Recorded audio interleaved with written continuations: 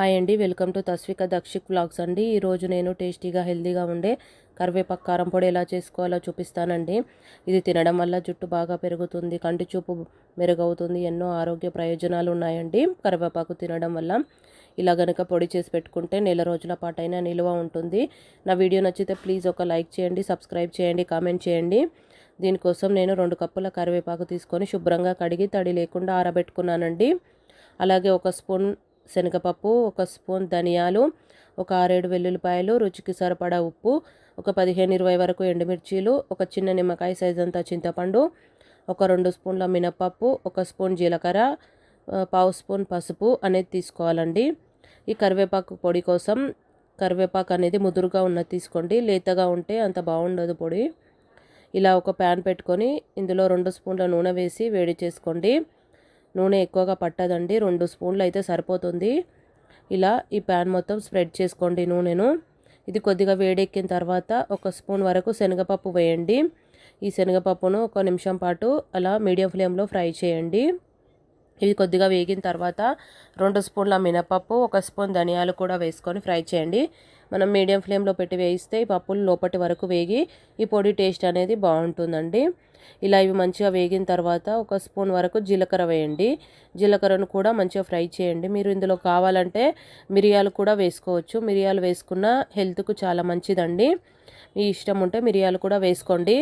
ఇలా మీడియం ఫ్లేమ్లో పెట్టి మంచిగా ఫ్రై చేసుకోండి. ఇవి మంచిగా వేగిన తర్వాత ఎండుమిర్చి వేసుకోండి. నేను ఒక 15-20 వరకు ఎండుమిర్చిలను తీసుకున్నానండి. మీరు సన్న మిర్చిలు తీసుకుంటే కొద్దిగా తగ్గించి వేసుకోండి, ఎందుకంటే అవి ఎక్కువ కారంగా ఉంటాయి కాబట్టి కొంచెం తగ్గించి వేసుకోండి. ఇవి ఎండుమిర్చి కూడా వేగిన తర్వాత మనం కడిగి ఆరబెట్టుకున్న కరివేపాకు వేయండి. తడి అస్సలు లేకుండా చూసుకోండి, అప్పుడే మనకి ఎక్కువ రోజులు నిలువ ఉంటుంది. ఇది కూడా మీడియం ఫ్లేమ్లో పెట్టి మంచిగా కలుపుకుంటూనే ఫ్రై చేయండి. ఈ పచ్చిదనం పోయి మంచిగా వేగే వరకు వేయించుకోండి. పచ్చిదనం ఉంటే బాగుండదండి. ఇలా కొంచెం పసుపు కూడా వేసి ఫ్రై చేసుకోండి. ఈ పొడి ఉపయోగించి లంచ్ బాక్స్లోకి కరివేపాకు రైస్ కూడా చేసుకోవచ్చు. మీకు ఆ రెసిపీ కావాలంటే నాకు కమెంట్ చేయండి, చూపిస్తాను. చాలా టేస్టీగా ఉంటుందండి, పిల్లలు కూడా ఇష్టంగా తింటారు. ఇలా కరివేపాకు మంచిగా వేగిన తర్వాత చింతపండు వేయండి. చింతపండు కడగకూడదండి, అలాగే వేసుకోండి. నార తీసేసి శుభ్రంగా చేసుకొని వేసుకోండి. ఇలా కరివేపాకు మంచిగా వేగిన తర్వాత దీన్ని స్టవ్ ఆపేసి పూర్తిగా చల్లారబెట్టుకోండి. ఈ పొడి కోసం ఇది మంచిగా చల్లారాలండి. తర్వాత మిక్సీ జార్ తీసుకొని ఈ చల్లారిపోయిన ఈ మిశ్రమాన్ని మిక్సీ గిన్నెలోకి వేసుకోండి.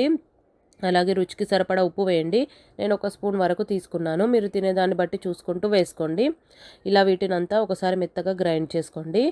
ఈ మిశ్రమం అంతా మెత్తగా గ్రైండ్ అయిన తర్వాత వెల్లుల్లిపాయలు వేసుకొని గ్రైండ్ చేయాలి. ముందే వెల్లుల్లిపాయలు వేస్తే ఈ మిశ్రమం, ఈ ఎండుమిర్చి, ఈ దినుసులు అనేది మెత్తగా గ్రైండ్ అవ్వండి. కాబట్టి అది మెత్తగా అయిన తర్వాతనే వెల్లుల్లిపాయలు వేసి మరొకసారి గ్రైండ్ చేసుకోండి. ఈ విధంగా మంచిగా గ్రైండ్ అయిన తర్వాత దీన్ని ఒక గిన్నెలో వేసి పూర్తిగా చల్లారనివ్వండి. పూర్తిగా చల్లారిన తర్వాత ఎయిర్ టైట్ డబ్బాలో వేస్తే నెల రోజుల పాటైనా నిలువ ఉంటుంది. ఇలా మీరు ఒక్కసారి పొడి చేసి పెట్టుకుంటే లంచ్ బాక్స్లోకి ఎప్పుడు కావాలంటే అప్పుడు కరివేపాకు రైస్ చేసేసేయచ్చు. 5 నిమిషాల్లో రెడీ అయిపోతుందండి కరివేపాకు రైసు. ఇలా పొడి కనుక మనకు అందుబాటులో ఉంటే చాలా టేస్టీగా ఉంటుందండి. తప్పకుండా ట్రై చేయండి మీరు కూడా.